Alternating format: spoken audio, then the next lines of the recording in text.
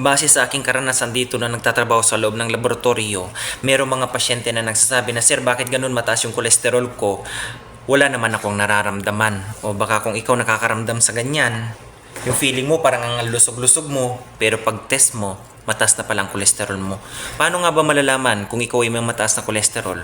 Okay, marami kasi sa atin ang kadalasan inuugnay base sa katawan. Okay, pag mataba, siguro mataas ang kolesterol niyan. Pag payat, wala yan. Wala namang kolesterol sa katawan niyan eh. Kabayan, nagkakamali po kayo sa ganyang kuro-kuro. Hindi porket sa tingin nyo sa isang tao, mataba, hindi lahat ng pagkakataon siya ay may mataas na kolesterol. Ganon din sa payat. Huwag ka ding kampante kung ikaw ay payat, nasasabihin mo, hindi yan tataas ang kolesterol ko. Kabayan, hindi rin. Okay?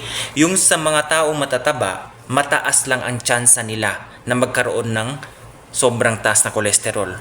Diyan naman sa taong payat, huwag kang mag-alala kabayan, hindi ka exempted dyan. Kasi depende yan sa lifestyle mo. Unang problema o factors na nakaka-apekto dyan, lifestyle. Ano ba ang nakaka-apekto dyan? Una, lifestyle. Pangalawa, genes. Pangatlo, yung kinaugalian mo sa buhay. Okay? Sa genes, kasi may tinatawag kabayan na familial hypercholesterolemia. Okay?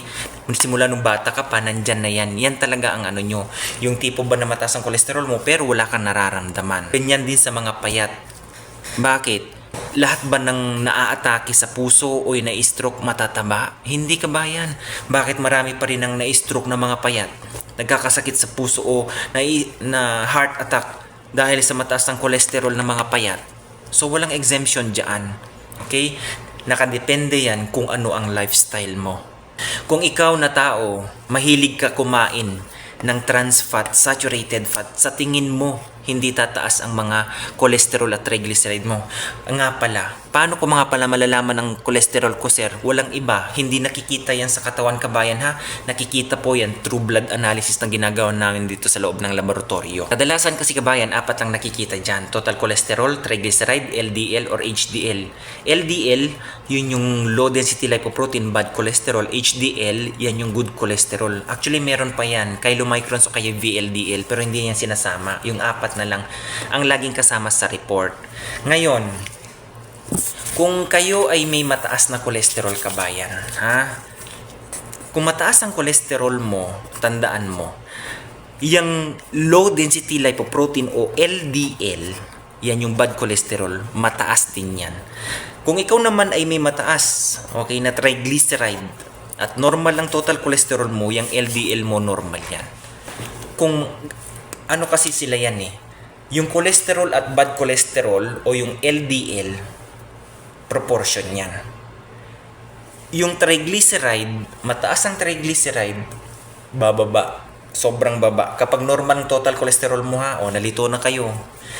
Kapag mataas ang triglyceride, kahit sobrang taas ang triglyceride mo, kung normal ang cholesterol kabayan, mababa o normal pa din ang low density lipoprotein o kaya yung bad cholesterol.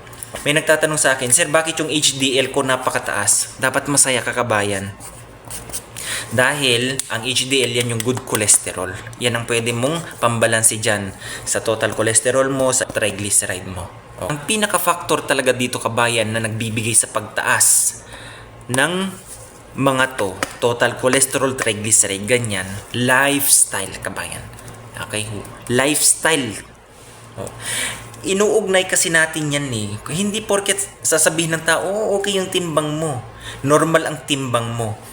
Hindi yan ang basihan na ikaw ay malusog. Totoo lang, itong lipid profile na ito, marami po ang mga pasyente dito kasi na nagsasabi ng ganyan. Bakit mataas ang nireport mo? Baka mali naman yung report mo kasi wala naman akong nararamdaman.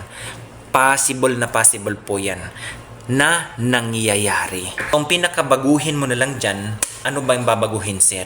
Para at least kung nalaman mo na mataas ang cholesterol mo, triglyceride mo o yung bad cholesterol mo, kung ikaw ay mahilig, okay, saan ba nanggagaling yung mga trans fat at saka saturated fat?